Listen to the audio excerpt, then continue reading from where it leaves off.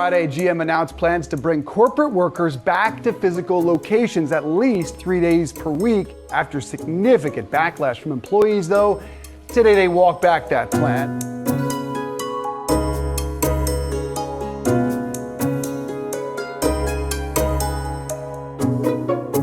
I think we're at a really interesting time in history where it is not the workplace that is the only thing that is changing.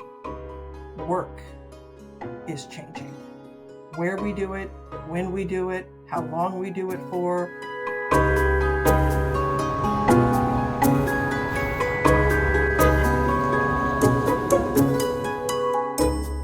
More employers are mandating that workers return to offices at least 3 days a week.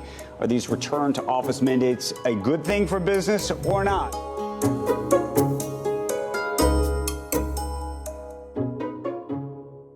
I do not believe that we are leveraging technology nearly as much as we should be in the built environment, and that the auto industry is kicking our butt right now. My neighbors have a car where they can start the car inside their house and get it nice and warm. They can walk down to the car. They don't even have to touch it. It automatically unlocks because the fob in their pocket syncs with the door. They get in the car and it knows which driver it is, and everything automatically adjusts to that driver. The music, the temperature, the lighting, the position of the seat, the position of the mirrors and the steering column, and the phone syncs with the dashboard. You get to the office, you walk in the front door, and you start crawling around on the floor trying to find an outlet, right? Like, offices are not nearly leveraging technology to the extent that they should for a variety of reasons. Number one, it's a lot more complex than just an individual car. Number two, I think most companies are nervous about the investment that they're making in technology because it's evolving so quickly that they don't want to buy something or commit to something that then becomes obsolete a year later. And so they're hesitant and they're hedging their bets, but that procrastination is just kind of putting them farther and farther behind.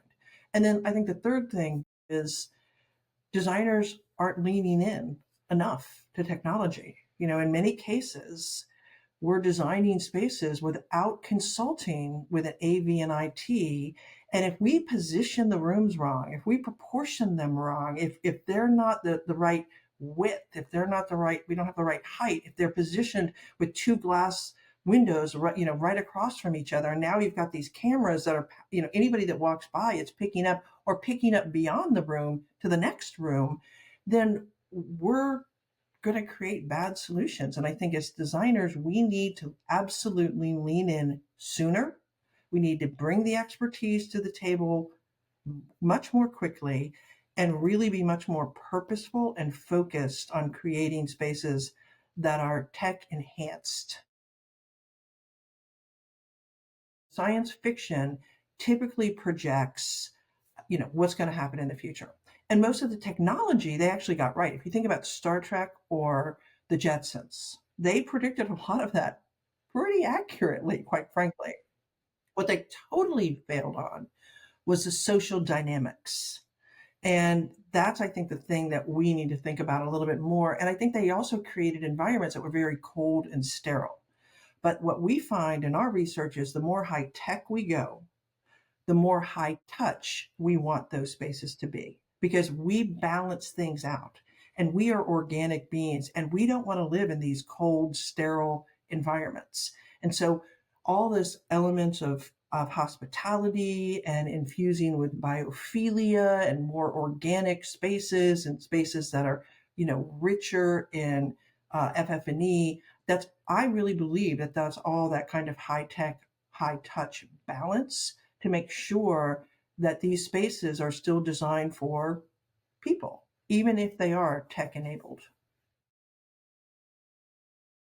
We have an obligation to really have a much deeper understanding about why is something happening and what is the real reason behind that, so that we can make better decisions. Because I think a lot of people are going to make some really bad decisions based on thin data that isn't really telling you the whole story. And so we need to focus on more robust data, and we need to standardize this because things are not being reported equally across the industry. we don't even call things the same thing, right? Our industry just is really lacking in any kind of oversight on terminology and on how do you do things, how do you put things in so you get the right stuff out. We need to get better on that. What we've tried to do over the last 40 years is trying to create kind of the average space for the average person, right? Like, who is that person and who are we designing for? But the thing is that I don't think that exists anymore. We need to understand that people are different. What people do is different, and that it's messy. And trying to design the average space for the average person, you're basically missing 80% of the people, and you're probably only serving about 20%. So we need to embrace the complexity of this. And I think giving people options, choices, and some kind of control is important. I think we're at a really interesting time in history where it is not the workplace that is the only thing that is changing. Work is changing. Where we do it, when we do it, how long we do it for, all those things are in question. And we need to really dive into some of those things a little bit more holistically to come up with better answers. Then we can design the spaces that will support what we want. If you had a dozen floors, you probably had a dozen medium to large conference rooms that were grossly underutilized but cost a lot of money to build out because everybody felt like they needed one. And so I think what's happening now is we've shifted from I have to own it to I have to be able to access it. And I want to be able to give my people access to other things.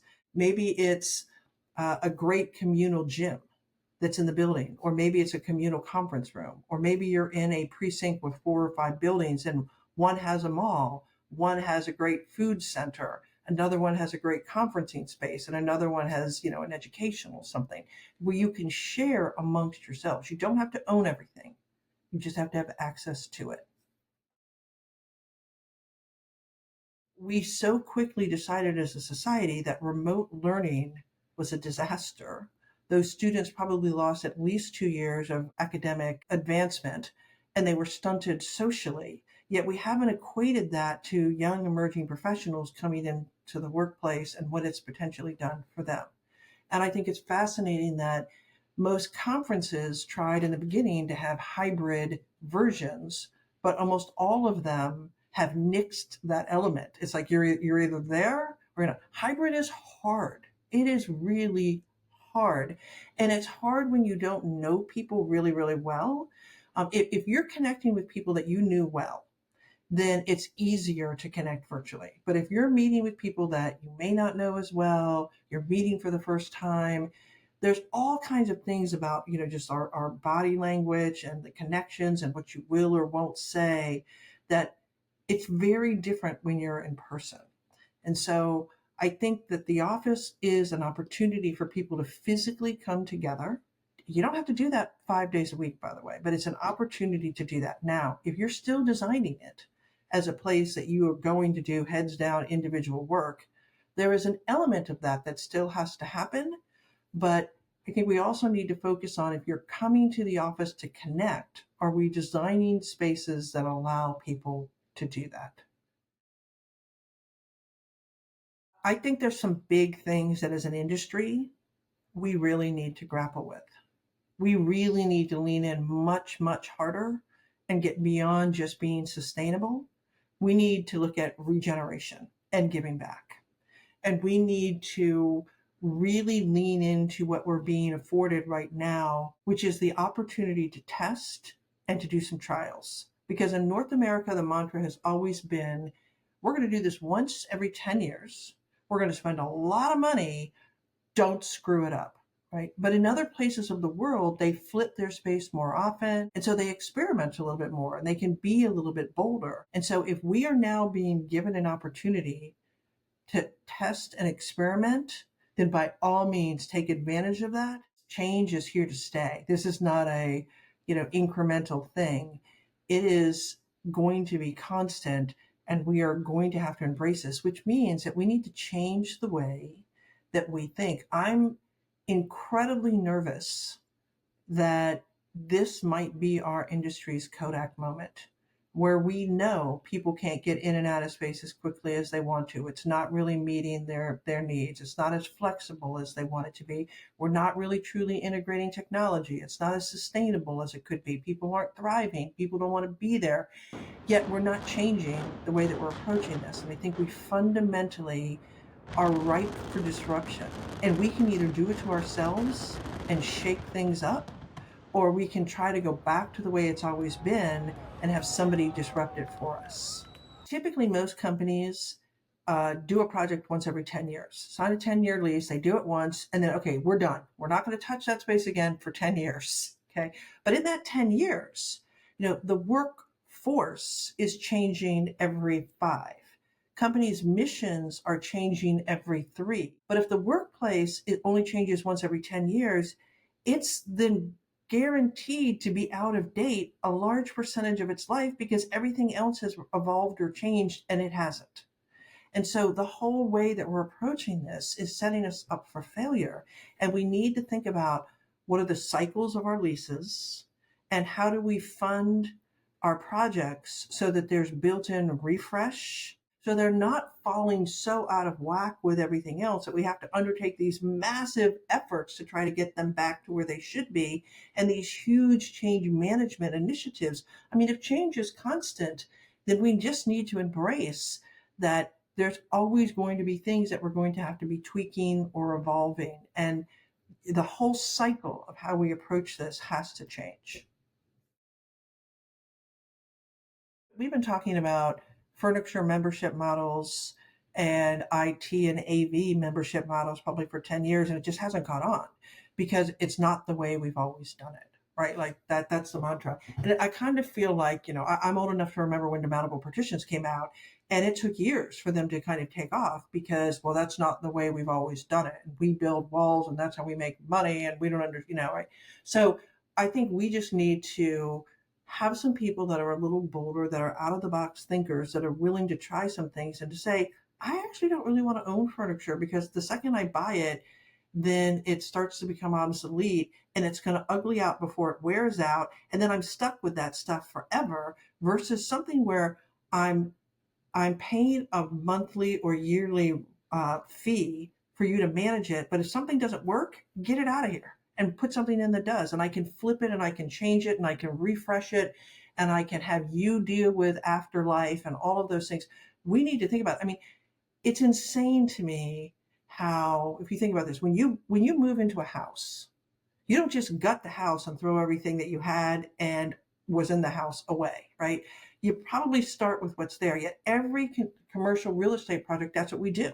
Get rid of all the stuff we had, get rid of the space that we had, gut the new space that we're moving into and start from scratch, right? And it's just from a sustainability, from a timing, from a cost, from an environmental standpoint, it just is so wrong. And I think we need to really rethink some innovative things. We need to get some people together and say, how can we make this process better, faster, quicker, more sustainable, and more environmentally friendly, and really empower companies to have better options to get where we need to be.